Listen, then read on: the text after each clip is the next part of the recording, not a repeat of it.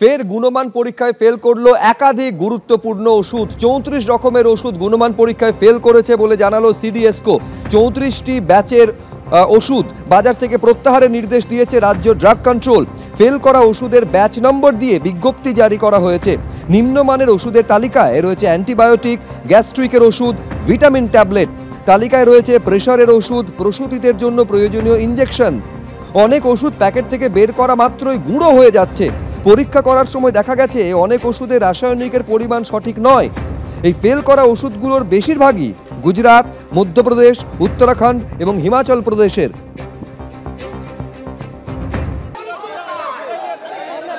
কলকাতা থেকে কোচবিহার এই ছবি দেখা গিয়েছে। আদিবাসীদের ওপর হামলা চলছে, আক্রমণ চলছে। একদিকে যখন কলকাতার ছবি দেখছেন, অন্যদিকে কোচবিহারে ডেপুটেশন দিতে গিয়ে পুলিশের সঙ্গে তীব্র বাদানুবাদে জড়িয়ে পড়েন বিজেপি কর্মী সমর্থকেরা। জেলা শাসকের দপ্তরে তারা ডেপুটেশন দিতে যান এবং সেইখানে পুলিশ বাধা দিলে সেখানেই তারা বসে পড়েন। এই মুহূর্তের পরিস্থিতিটা জানবো, সরাসরি কথা বলবো। শুভেন্দু ভট্টাচার্য আমাদের প্রতিনিধি রয়েছেন। শুভেন্দু, একেবারে জেলা শাসকের সামনে পুলিশের সঙ্গে তীব্র বাদানুবাদ তৈরি হলো এবং এই মুহূর্তে বিজেপির কর্মী সমর্থকেরা, নেতৃত্ব তারা বসে পড়েছেন জেলা শাসকের দপ্তরের সামনে।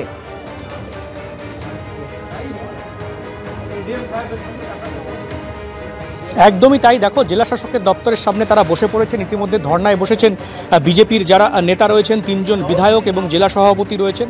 এবং সকলেরই একটা দাবি, আজকে যখন তারা বিভিন্ন বিষয় নিয়ে, তার মধ্যে নাগরাকাটায় বিজেপির এমপি খগেন মুর্মু এবং শিলিগুড়ির বিধায়ক শঙ্কর ঘোষের ওপর হামলার যেমন বিরুদ্ধে ছিল, এবং পাশাপাশি রাজ্য জুড়ে নারী নির্যাতনের প্রতিবাদে এবং কোচবিহারে সাম্প্রতিক ঘটে তোলা কিছু ঘটনা যেখানে বিজেপি কর্মীরা আক্রান্ত হয়েছে তার প্রতিবাদে আজকে জেলা শাসকের দপ্তরে বিজেপির কিন্তু একটি ডেপুটেশন ছিল এবং তাকে দপ্তরের আগেই কিন্তু সেই মিছিল আটকে দেওয়া হয় এবং সেখানে বিজেপির কয়েকজন প্রতিনিধি, যার মধ্যে 3 জন বিধায়ক, জেলা সভাপতি এবং অন্যান্য জেনারেল সেক্রেটারি, সহসভাপতিরা রয়েছেন, তারা কিন্তু আসেন এবং যেটা অভিযোগ যে পুলিশ তাদের জেলা শাসকের দপ্তরের সামনেই তাদের আটকে দেয় এবং জানায় যে জেলা শাসক নেই, জেলা শাসক তার সাথে দেখা করবেন না।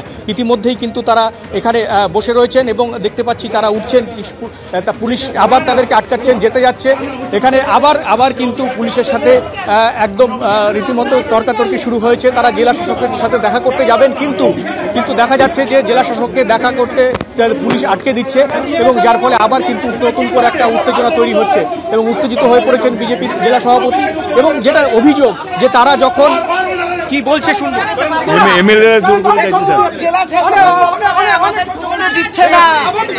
জেলা শাসকের দপ্তরে আমাদের ঢুকতে দিচ্ছে না। এটা তৃণমূলের পার্টি অফিস, যার জন্য বিজেপিকে ঢুকতে দিচ্ছে না।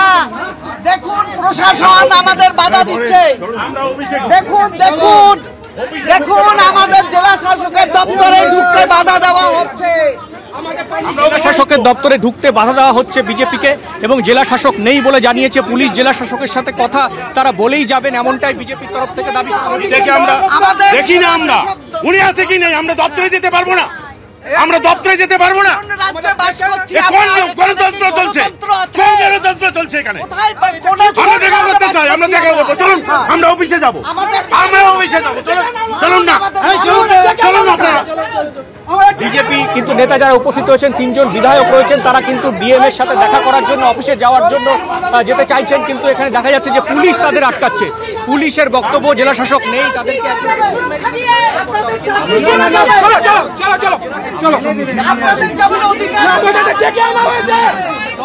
আমাদের ডেকে আনা হয়েছে,